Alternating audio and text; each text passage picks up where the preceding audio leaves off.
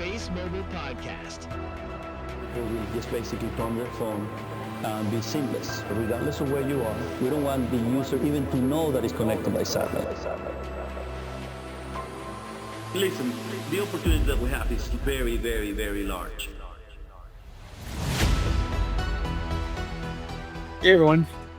I was not planning to do another space today, but some recent news that was broken by the Wall Street Journal spurred me to do another one. So I'm back. Hopefully you guys can hear me. Give me a thumbs up if I'm coming out okay, which I assume I am. But yeah, anyway, there was some big news that was broken by Wall Street Journal. It seems that Sam Altman of OpenAI explored potentially investing in or perhaps acquiring Stoke, which for those that are not familiar, Stoke Space is a company that's building rockets. I think they're trying to build a reusable rocket similar to SpaceX Falcon 9. And I guess over the summer and the fall, Altman had reached out to potentially make it a big investment and then, support the company in their development. And the key reason for that is I assume he wanted to have unencumbered access to space, as Rocket Lab and Mushi would say, the keys to space.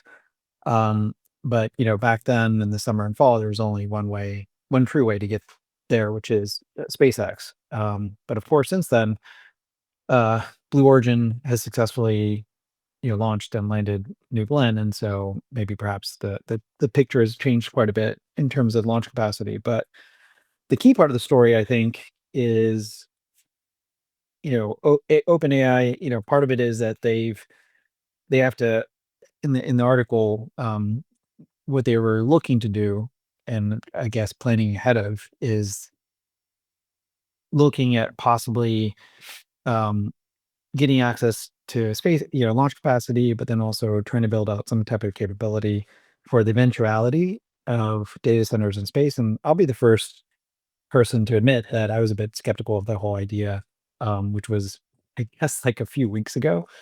But for those who haven't been following it closely, I guess for people who've been, steeped in AI, they understand the ongoing and insatiable demands for processing power and the related power that goes along with that. And so, there's this gold rush right now of everyone building data centers in here on Earth, obviously, for all these companies, whether that's Amazon, Microsoft, OpenAI, Google.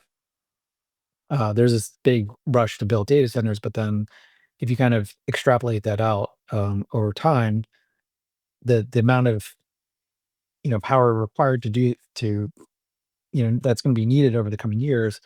There's this whole idea of shifting that out to space, because in space, out in space, you can more efficiently get power from the sun, and there's a whole host of reasons why that could make sense, but of course it's an expensive proposition. And with the launch coming down in pricing, you can get more tonnage up to space, but then obviously um, every amount of kilogram that you send to space is very expensive, and of course once you're out in space, and I'm not an expert on data centers in space, which I'm assuming maybe in the coming weeks I'm going to be learning more about it, as we all are probably. But that there's a whole host of new challenges that it presents. But I think the reason why I wanted to fire this space up is that I think a lot of the key building blocks that are going to be required to deploy data centers in space actually already exist with AST Space Mobile. And so it's kind of funny because I think, Scott Wisniewski in, presentations would tell you that, the company is in the right place at the right time, just given how focused the new administration is on leadership in space and communications. And so now, we're in this environment where you have this administration that's really supportive, and so in a lot of ways, like it's perfect timing for where the company is in their development.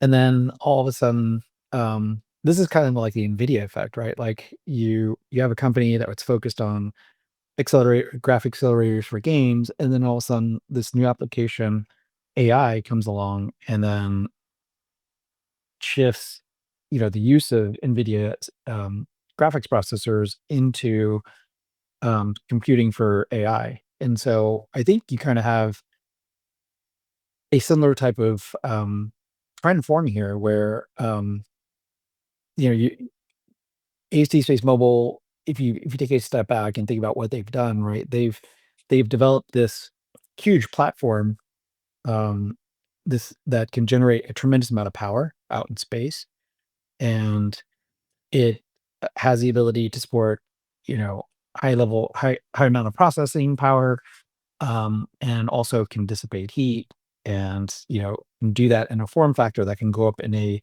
normal rocket fairing, right? And so what's interesting is that if you think about what the essence of an AST Bluebird satellite is, it's this large solar array that's floating out in space that can generate a lot of power and can support processors and dissipate that heat properly, and also can process a tremendous amount of communications, like bandwidth or data throughput, right? And so I think if you were to just kind of take a step back and think about what a data center might need, you need a large solar array that's efficient, that can be deployed in a cheap manner, that is also, in terms of um, processing per, I don't know how you would measure it, but the dollar deploy, like the most efficient way you can do that, AST has already done that, right? Like the satellites are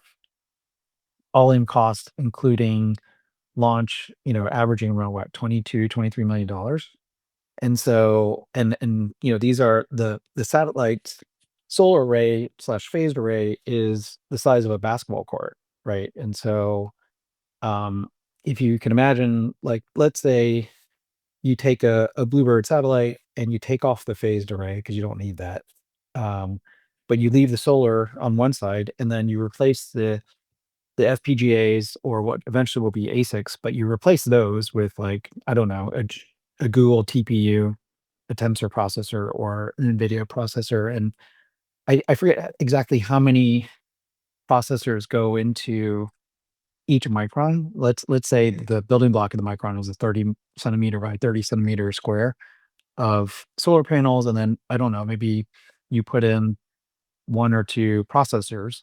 Um, but then you have a decent amount of batteries already on the satellite, and then you would have to come up with a storage solution. I would assume that it's going to be, you know, probably some type of flash storage. You probably don't want rotating mechanical hard drives out in space, although maybe that's okay. I'm not sure.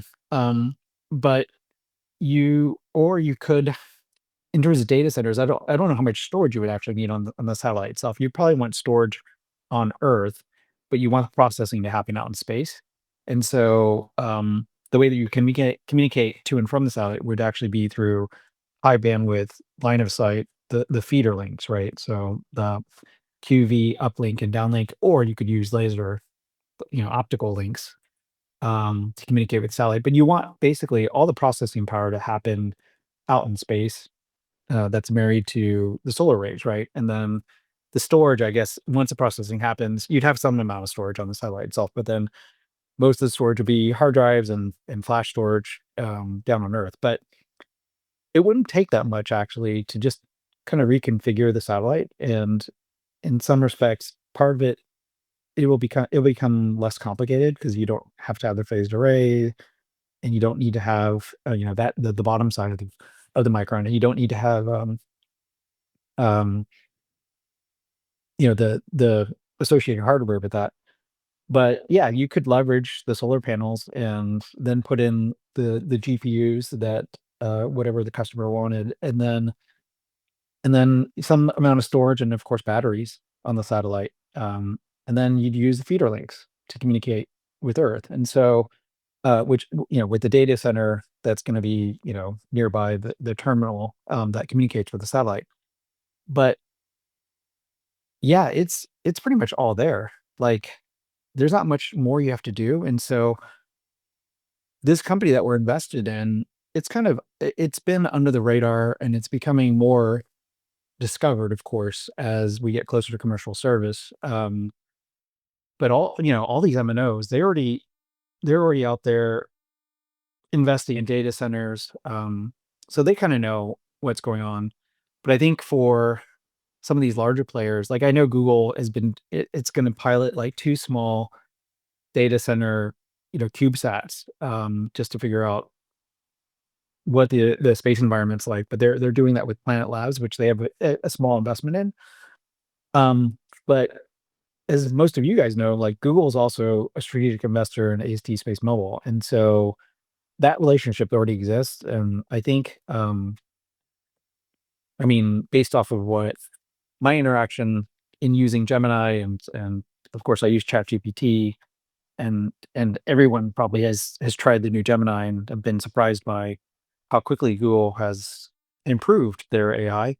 Um, we're already working with one of the key leaders, right? And so it doesn't take, it's probably like a very simple conversation between AST and Google to like start working on this type of initiative. And it's not something that would distract you from the core mission of deploying the constellation for broadband direct to cellular communications.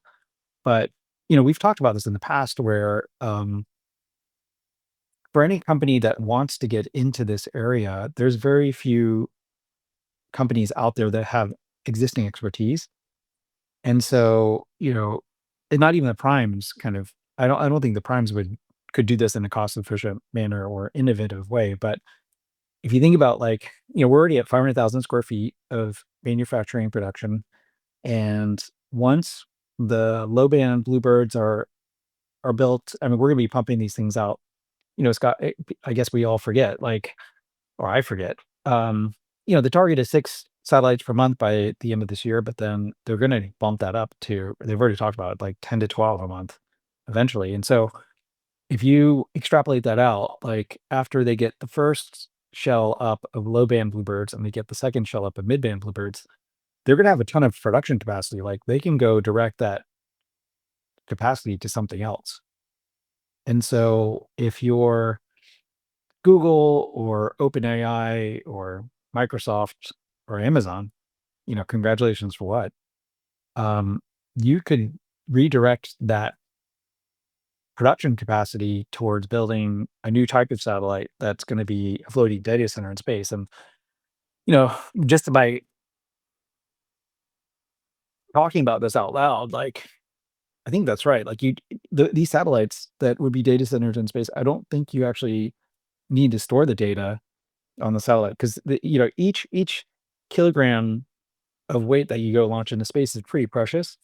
And so you probably just want power generation and processing and batteries out in space, and then you want the data it's basically edge computing in some way, right? You want the processing to happen in space, and then you want the data to come back, and then it'll be stored on Earth in a more efficient way. But yeah, AST is going to have a tremendous amount of production capacity to go do this, and the IP is all there. I mean, there's 3,800 patents and patent pending claims around this satellite. I mean, there's obviously a lot of satellites around, or sorry, a lot of patents around communicating with a mobile device on Earth from a satellite. But then there's also patents around the unfolding mechanism of the satellite. Various patents around the underlying technology of the satellite, managing heat, processing, all that stuff. And so, I think once they're done putting up uh, the first two shells of the constellation, you could totally see these guys expanding into building data centers for and I don't think the company would align themselves with just one player. I think you want to stay neutral, but imagine going to your strategic partner Google, or Microsoft, and there were some rumors that the company had met with Microsoft, I guess, like last fall, and no one really understood why. But now that we're talking about it, now it makes a ton of sense. Like, yeah, shit. They, it makes total sense that they would meet with Microsoft, right? Not only for um, communications, trying to develop applications around connecting consumers and making sure they have full connectivity. But God, it makes sense now. Like, AST has all the ingredients to put data centers up in space, right? And so as these companies are kind of groping around, like, so I mean, it just kind of shows how forward thinking OpenAI is. I don't know ultimately if where they're going to end up competitively, because now that Google, I mean, it's kind of funny. Like, obviously, technology is changing at a breakneck speed, and one day SpaceX is like, the leader, and Blue Origin's the laughing stock of the sector, and all of a sudden the roles have been reversed. And so, just like Google has seemingly leapfrogged ChatGPT, I'm sure GPT is not going to take it laying down, and they're probably going to leapfrog them, in something else, and then of course, like, the narrative is going to change. But I think for AST Space Mobile, like, having what I perceive is a definite winner, which is Google as a strategic investor, is going to be important, right? Like, I think just my own experience in using Gemini, and then of course having the whole ecosystem of Google Apps, like, that's really powerful, and that's probably why Google has their AI is so good, because they're able to train it on tons and tons of data, whether that's from search or just their various apps. But um, I think in the future, when and it's not just going to be the AI players, it's going to be, actually, I was thinking about it more, like, it's going to be all these data center guys too, like um, Iron and CoreWeave and all these popular names that people talk about. Like, all these companies, yeah, they've got this massive expertise, and they're building data centers here on Earth. And it's kind of funny that they were talking about, like, on Earth or in space. But all those companies, if they're smart, they're going to be focusing on where the puck is going to go. So they would be stupid to just focus their efforts on optimizing things here on Earth. Like, it's clear that companies companies that are going to, ultimately not get disrupted, but there's like, these players that are currently in this boom on Earth, like, they're going to have to start thinking about where the puck is going. If their customers, Google's already thinking about it, OpenAI as well. But eventually they will need some level of expertise, and they will have to start talking to some of these space players. And so, AST would make a lot of sense. And for anybody who's making end-to-end systems, Rocket Lab probably fits in there. Um, even Firefly and some of these others. But I think, yeah, I think the narrative changes quite a bit, because now, um, what this sector, which was viewed as kind of like nichey and, um, a bunch of crazy people, now you have these large companies that are looking to get exposure into space, because it seems like ultimately that's where processing is going to go. And I think, like, the AST is now well over $20 billion. What was kind of not a sleepy company, but a relatively unknown company. Once people start thinking about, like, oh, well, how can I invest in this potential theme of, data centers or processing in space? There's going to be very few companies, whether, there's some on the private side, but then there's one company that has proven, you know, abilities and flight heritage of putting satellites in space, and that's going to be AST.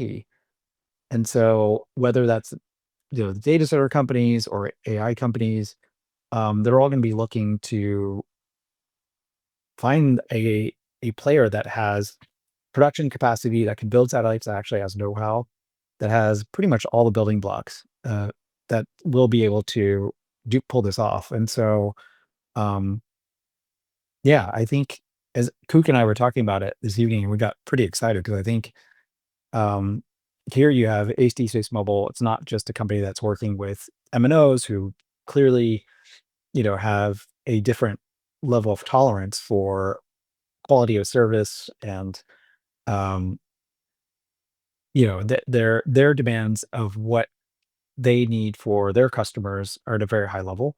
And so if you think about like some of these players looking to partner up with someone, yeah, I mean AST, they're already working with Department of War, SDA, and others like, and perhaps we're gonna get these Golden Dome awards.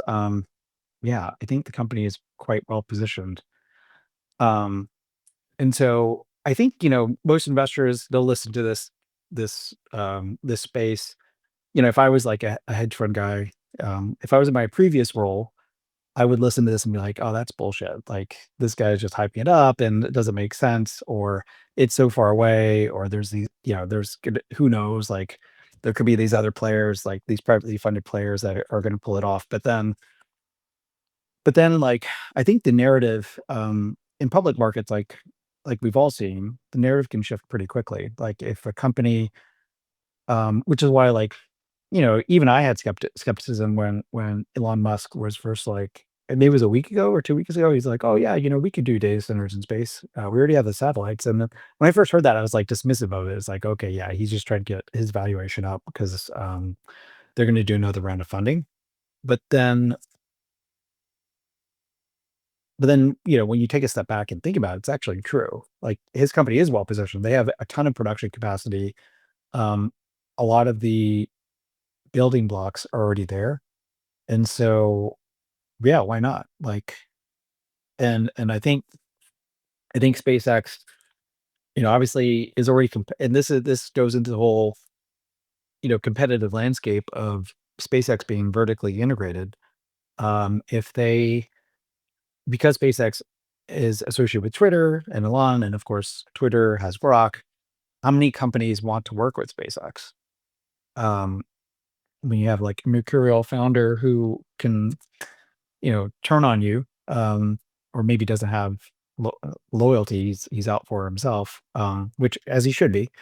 But I think like for a company like AST Space Mobile, maybe you become the merchant supplier for these data centers or the technology. I mean, the company doesn't have to even produce satellites for or create these data centers. They can license a decent amount of the technology out because, as we all know, the company is very astute in patenting all the technologies that they develop. And so it's interesting. Like I remember going to the Block One launch and talking to Hennessy or friends, the institutional investors there, and I remember they talked about like there being either it was like 5 or 6 pillars of business that AC could develop over time, and one of them was, of course, like licensing their IP, and so just collecting royalties based off of these various.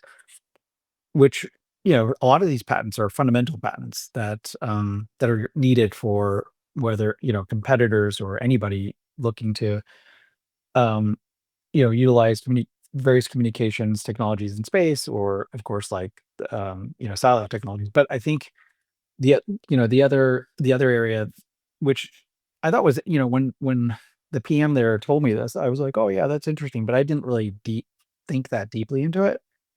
But he was like, "Yeah, another potential pillar is that AST will have this constellation that's gonna be generating a tremendous amount of power out in space, and so that's really valuable."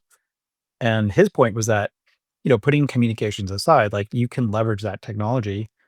You're gonna have these, like, huge power plants in space, and then, in my mind, I was thinking of, like, those funky ideas where we've all read about it, where people put up these large solar arrays in space, and then they beam down power through various, like, signals, microwaves or whatever it is, down to Earth, and I always thought, like, that was kinda weird because maybe that would have some impact on the atmosphere, but, I didn't make the leap that, oh, you can just utilize the power up in space and then deploy different, processors, not our ASICs, but somebody else's AI processors and then do the processing out in space. And so, um, anyway, but yeah, I think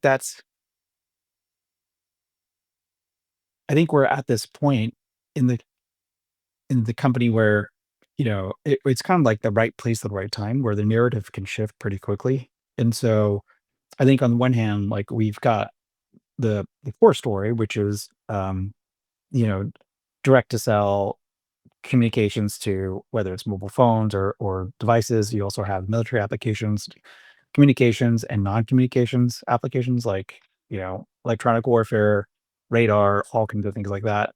And then I think because the company has production and technological know-how and basically a lot of the key pieces, um, yeah, they can either become an arms supplier, like, producing satellites for somebody else, or license their technology or a combination of those, in order to enable these data centers in space. And so, um, and I think it's something that, it's people will, if this whole theme starts picking up more speed and people start talking about it more, there's going to be this rush to figure out like, okay, well, what are the investable ideas and names that have exposure to this? And it's not going to become, or at least I guess for most people, it's not going to be very obvious, and they're going to have to dig quite a bit. But I think it's something that perhaps I'll talk a bit more about in the coming weeks and months, depending on, and obviously, if the company's not on board with it, then that doesn't make sense. But I'm sure that they're thinking about it, and they've probably already had conversations because for the rest of us, we're not in the flows of things. It's like, oh, hey, data centers in space. We kind of laugh about it, and then all of a sudden, it's become the topic du jour, and it's become that way because it's already been talked about like months ago. I mean, this conversation with Sam Altman and Stoke happened over the summer, and so who knows, like where these types of conversations are leading now. And so, yeah, I think it's the key thing is that it opens up, everybody who's focused on the promise of AI. It's like one of the key leading companies, OpenAI, but of course Google as well, um, are now focusing their efforts on trying to put some of this processing out in space. And so then people are gonna the narrative is gonna shift to, okay, well, if that's kind of the next big thing, what are the companies that I can invest in? And so that I think, that can kinda take a life of its own, right? And so I I was joking about with Kook today, where this evening we were talking about it, and it's like, oh, like once people start putting the pieces together, what seems unlikely or kind of speculative or crazy then starts becoming more tangible and real. And so, it's like when the narrative shifted for all of these um, modular nuclear companies, which no one really cared about like a year ago. But then as like investors became more aware and traction, for AI started picking up, and then people started thinking about, okay, AI is a big theme. What are the derivative plays, or like what are the inputs? And it's like, well, I need to own data centers. And then, oh, well, those data centers need power. What else can I own? Oh, I need, to bridge that gap. Like, oh, okay, clean energy is kind of out of style, but I'm going to go buy natural gas, power generation companies, and then I'm going to buy nuclear companies, and then beyond that, it's like, well, how are we going to get from here to there? It's like, well, I'm going to go buy these highly speculative modular nuclear companies who are promising the future, right? And so that's how like that's how OKLO and SMR and all these companies like just totally took off. Like Oklo went from tens to like what? Actually, let me look. Peak was like 140, I think. Let me just see here. I mean, geez. Okay, the peak was $193. This is for um Oklo, which is pretty crazy. I mean, I guess that company is probably what? many years out from a commercial reactor, but it's now at like 15 billion in market cap. Um, but yeah, that's the power of narrative, and when people are trying to project out in the future and just kind of things forward. And so I think for this particular area, which is, data centers and putting computing power out in space, I think the company is well positioned. Obviously, I don't know, like, there's a lot of wood to chop and opportunity to go after for the core business. But after that, let's say in 2028, um, when you're able to produce 12 satellites a month, like, if the constellation is like fully deployed, then and you're going to have some like level of maintenance where you're going to build some satellites to replace old ones or upgrade them. So that's, you're always going to need that, and perhaps like you might make satellites for the U.S. government or some other companies as well. Um, but yeah, you could redeploy that capacity and utilize your technology in order to go tackle this other opportunity. But anyway, I think, um, I mean, this article, if I was, which I'm not, but if I was a Rocket Lab or Firefly shareholder, I would be pretty excited, that, that OpenAI considered even, investing or buying Stoke, which is pretty crazy. Um, but that just underscores like the importance of launch, and also building and then systems, or having that expertise.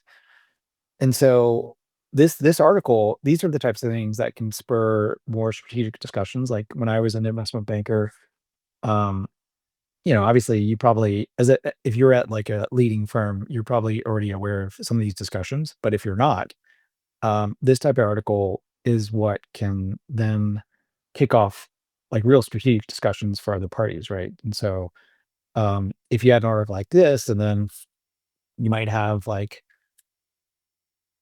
Microsoft or Google call up a banker and say, "Hey, um, can you come in and talk to us about the strategic landscape, and should we get into launch in space? Can you talk about like all the players, and if we wanted to do M&A or partnerships, like who would we talk to? What are the key companies?" And and if you didn't get inbound calls as a banker, you would be making outbound calls. You'd utilize this for strategic discussions, and you'd be talking to like every private and public company about, oh, hey, OpenAI tried to make an investment or buy into Stoke, and they want to do data centers in space. Like, what should you do? And so that's that's when that's how like entire sectors can re-rate, where these companies, we're all early to be, to invest in AST or Rocket Lab or whatever name. Um, this is like how, like, you have a big run kick off, right? Because I think, as I mentioned in my space earlier, the environment right now, we went from really bad to like what I think is going to be really good at heading into the end of the year. And imagine, like the company already is highly attractive and has these growth vectors that it's pursuing, but then all of a sudden you add this other area, like, just imagine if,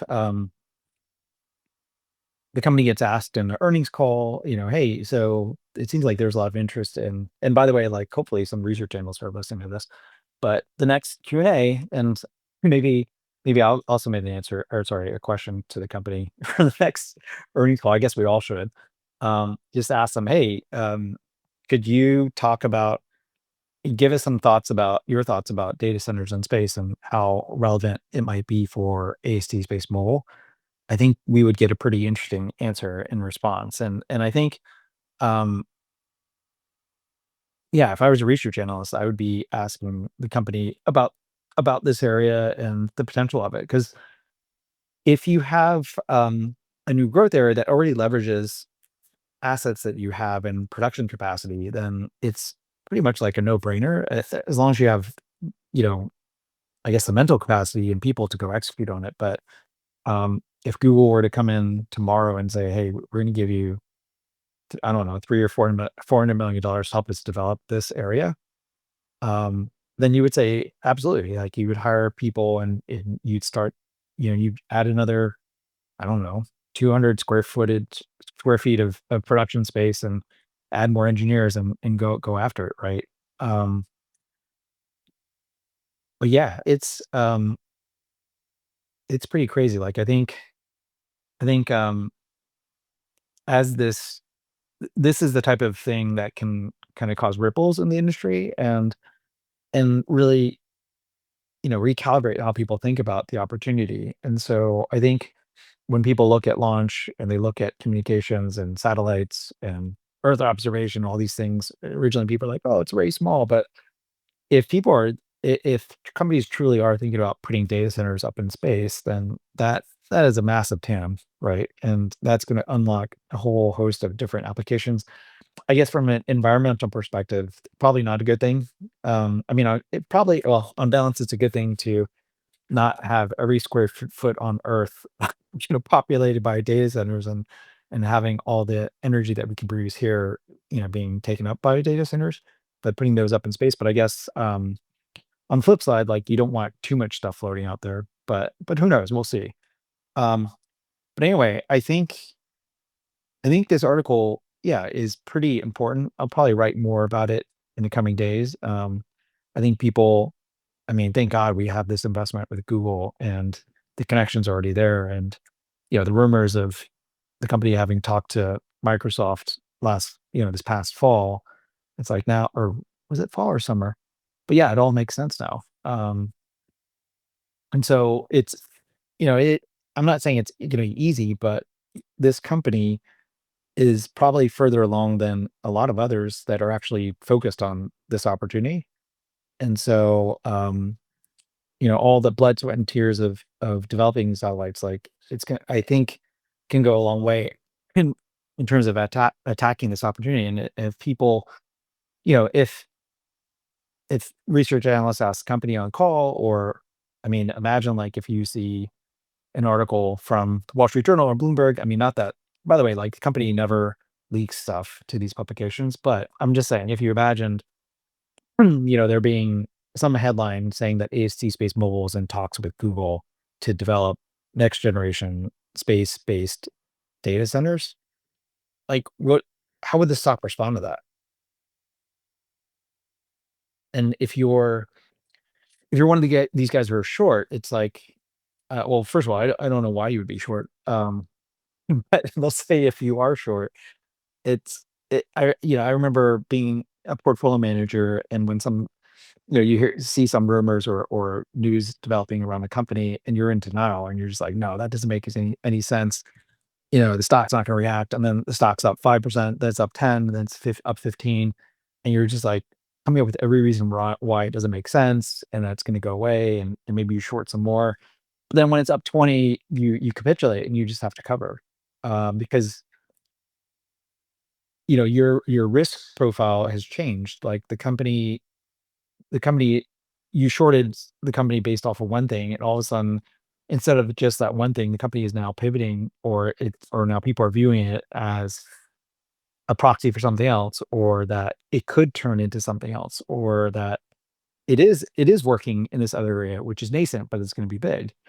And um that's when you can have like these like parabolic moves where people re-rate an opportunity and the perception changes, right? And so here, I think what's great is like we've got a commercial service, the deployment of the constellation and commercial service kicking off in 2026.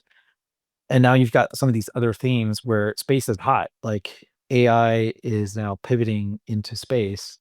And so how does that impact, how does it impact the story and the stock price performance? And people's perception of the future, and like, oh, maybe I'll discount back.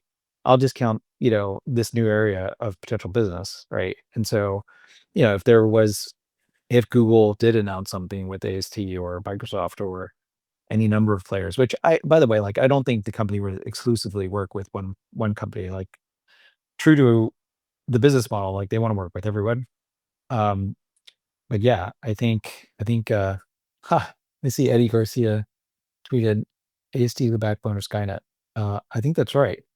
Anyway, um, yeah. So I just wanted to like get get together on another space and just kind of talk this thing through, which I think we'll try to flesh this out more in the coming days and weeks. And obviously, we've got a lot of things to be excited about with launch, but it is something that I'm going to you know, try to talk with the company about because I do think it's worth discussing and exploring, and at least like having it on their radar to be aware because ultimately, like, um, a lot of these players are going to be looking for someone with expertise, and I think ACT has a lot to offer and is well positioned. So anyway, I'm now it's like midnight here in New York, and I'm tired, so I'm gonna go to bed here. But yeah, thanks for joining. I hope this was helpful, and I know I'm looking at some